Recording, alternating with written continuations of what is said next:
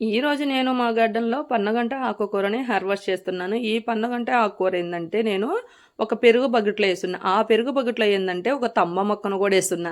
ఆ తమ్మ మొక్క చూడండి కాయలైతే అలా ఉన్నాయన్నమాట. ఈ పన్నగంటాకైతే ఇలా ఉందన్నమాట. ఒక్క బకెట్‌లోనే ఇవి 2 పెంచుకుంటున్నాను. చూడండి అసలు ఎంత బాగున్నాయో. తమ్మకాయలు కూడా కాసున్నది. వర్షానికైతే పూత కొంచెం రాలిపోయి ఉన్నది తమ్మ చెట్టుయి. చూడండి ఈ చిన్న బకెట్‌లో పన్నగంట ఆకుని పెంచుకుంటున్నా, ఇట తమ్మ చెట్టుని పెంచుకుంటున్నా. ఇలా ఒకటనే కాదండి. ఒక్క మొక్కననే కాదు. మనం ఇలా ఈ ఆకుకూరను అనేది ఈ పన్నగంట ఆకును అనేది కింద కూడా వేసుకోవచ్చు. ఏదైనా వంగ మొక్క వేసుకున్నా కానీ, బెండ మొక్కలు వేసుకున్నా కానీ, ఏదైనా కుండీలో పెట్టుకున్నాం అనుకో ఇదేంటంటే కింద వేసేసుకోవచ్చు అనమాట. పన్నగంట ఆకు కిందే ఉండుద్ది. మనం పెంచే ఆకుకూర ఏంటంటే పైకి వెళ్ళిపోద్ది. చూడండి కిందకి ఎలా వచ్చేసిందో బకెట్ అంతా ఫుల్ పన్నగంట ఆకుకూరే ఉన్నదనమాట.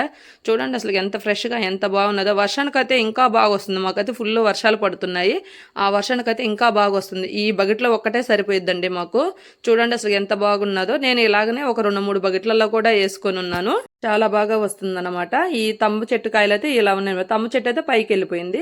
పన్నగంట అక్క అయితే బకెట్ చుట్టూరు వచ్చేసింది. ఎంత బాగున్నదో.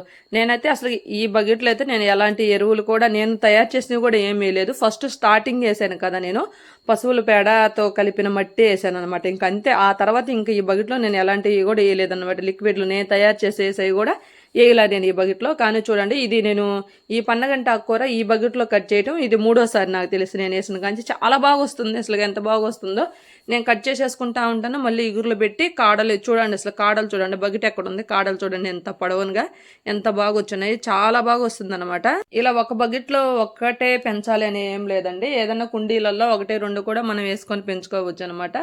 అదే కాకుండా ఇలాంటి ఆకుకూరలు అనేవి వేసుకుంటే సింపుల్ గా బాగా వస్తుంది అనమాట. చూడండి అసలు పన్నగంట ఆకుకూర అయితే ఎంత బాగా వచ్చిందో. నేనైతే నేను పండించుకునే కూరగాయలు కానీ ఫ్లవర్స్ మొక్కకు కూడా నేను ఎలాంటి రసాయన ఎరువులు ఏమి వాడనండి. అన్నీ నేను సహజ సిద్ధంగానే పండించుకుంటాను. ఏమైనా సేంద్రియ ఎరువులు వాడుకుంటాను. లేకపోతే నేను ఏదైనా వీడియోలలో చూసినవి కూడా అట్లాంటి లిక్విడ్ ఇలాంటివి చేసుకొని స్ప్రే చేసుకుంటాను. అలాగనే చేసుకుంటాను కానీ ఎలాంటి రసాయన ఎరువులు అయితే మాత్రం నేను వాడను గార్డెన్లో. మాది పల్లెటూరు కాబట్టి ఇక్కడ పక్కన వాళ్ళకి బర్రెలు అవి ఉంటాయి. వాళ్ళని అడుక్కొని నేను పశువుల పేడ తీసుకొని కలుపుకొనే చేసుకుంటాను అనమాట. ఎక్కువ శాతం నేను పశువుల పేడే వేస్తాను. తర్వాత మళ్ళీ యాప చెట్లు కూడా యాపకాయలు వస్తాయి కదా సీజన్ అప్పుడు. ఆ సీజన్ అప్పుడు ఆ యాపకాయలను కూడా ఎత్తి పెట్టుకొని వాటిని కూడా దంచి తర్వాత నేను మొక్కలకి వేస్తాను అనమాట. అలా యాపకాయలు కానీ మనం కానీ దంచి వేస్తే ఏరు పురుగు అనేది పడకుండా ఉంటుంది అనమాట. ఈసారి చేస్తాను. చేసినప్పుడు మాత్రం వీడియో తీసి పెడతాను. చూడండి అసలు ఎంత వచ్చిందో పన్నగంట ఆకుకూర అయితే. నాకు తెలిసి ఇది సరిపోయి కూడా ఇంకా మిగులుద్దేమో అనిపిస్తుంది. చాలా వచ్చిందనమాట. చూడండి ఇంకా మళ్ళీ ఇటుపక్క కూడా ఉన్నదనమాట. వెనక సైడ్ అది గోడ పక్కనగా పెట్టున్నాను కాబట్టి నాకు అర్థం కావట్లేదు. చూడండి అదిగో చూడండి అటుపక్క కూడా ఉన్నది. తంబకాయలు కూడా బాగున్నాయి. ఇంకా వారానికి అలా తంబకాయలు కూడా కొయ్యొచ్చేమో.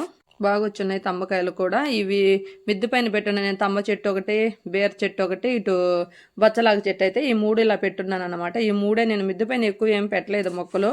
పెడదామన్న మిద్దెకి ఏమైనా ఇబ్బంది అవుద్దని నేను కింద కొంచెం ప్లేస్ ఉంటే ఆ కిందే పెట్టుకుంటా ఉన్నాను అనమాట. చూడండి పన్నగంటకు చూడండి చుట్టూరు ఎలా అల్లుకుపోయిందో. చూడండి ఎంత బాగుందో. తంబకాయలు కూడా ఎలుకడుతూ ఉన్నాయన్నమాట బాగా. తమ్మ చెట్టు కూడా అల్లుకున్నదేమో అని చూశాను. కానీ ఇది అల్లుడులాగా లేదండి. అలా అక్కడే గుట్టలాగా ఉందన్నమాట తమ్మ చెట్టు. చాలా బాగా వచ్చింది. ఈ పన్నగంట ఆకుకూర మాత్రం చాలా ఫ్రెష్గా కూడా ఉందన్నమాట. చూడండి ఇంకా కొన్ని ముదురు కాళ్ళకి ఏంటంటే ఏర్లు కూడా వచ్చేస్తున్నాయి. తమ చెట్టు మొత్తం చాలా వరకు చుట్టూరు ఉన్నది మొత్తం ఇలా కట్ చేసేసాను. చూడండి ఇలా ఇంకా కూడా మొత్తం ఇక్కడ ఉండేది కూడా మొత్తం కట్ చేస్తాను. ఇలా కట్ చేసేసి వదిలేస్తే మాత్రం చాలా బాగా ఇగురులు పెట్టుకొని చాలా బాగా వచ్చింది అనమాట. చూడండి ఈ కుండీలోంచి అవతల కుండీలోకి కూడా వెళ్ళిపోయింది అనమాట ఈ కాడ వచ్చేసి. కానీ అక్కడ వంగ చెట్టు, బేర చెట్టు అన్నీ ఉన్నవి. అందుకని నేను ఆ కుండీలోకి వద్దే అనుకుంటున్నాను. ఇది ఒకటే చాలు. ఎందుకంటే ఇంకా కింద వేసుకొని ఉన్నాను నేను.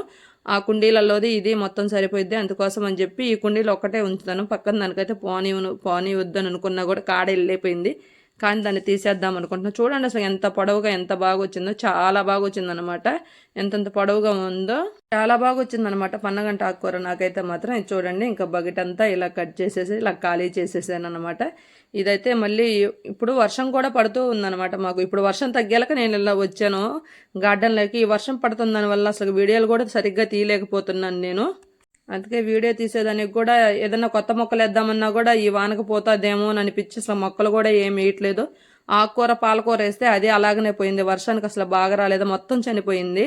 అందువల్ల ఈ వర్షానికి మొక్కలు కూడా ఏం వేయట్లేదు అనమాట. ఇది ఇలా తీసేసాను మొత్తం నీట్గా ఇలా తీసేసాను. బాగా వచ్చేస్తుంది అనమాట. మళ్ళీ మొత్తం కొత్త ఇగుర్లు పెట్టేసి మళ్ళీ ఈజీగా తొందరగా పెరుగుద్ది అనమాట. ఈ తమ్మకాయలు అయితే చాలా బాగున్నాయి. కట్ చేస్తాను తమ్మకాయలు కూడా, కానీ ఇప్పుడైతే కాదు, ఒక వారం తర్వాత కట్ చేద్దాం అనుకుంటున్నాను. నాకైతే గార్డెన్ పెట్టుకున్నందుకు చాలా హ్యాపీగా ఉందండి. ఏది గార్డెన్లోకి వెళ్ళి ఏదో ఒక కూరగాయలు కట్ చేసేసుకొని వండుకుంటాను. చాలా వరకు కూరగాయలు ఖర్చు అయితే నాకు చాలా వరకు తగ్గిపోయింది గార్డెన్ పెట్టుకున్న కాడి నుంచి. గార్డెన్లో పని లేదు అనుకోకుండా పనే కూడా చేసుకోవచ్చు అనమాట. మనం ఖాళీగా ఉన్నాము కూడా అనిపించదు.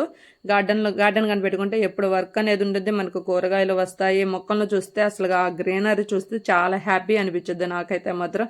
చూడండి ఎంత వచ్చిందో, పండగంటాకు అయితే చాలా వచ్చింది. ఇంక ఇదంతా నేను కట్ చేసి కర్రీ చెయ్యాలి. ఇంకా చాలా బాగా వచ్చిందనమాట. ఓకే ఫ్రెండ్స్, బాయ్ మరి.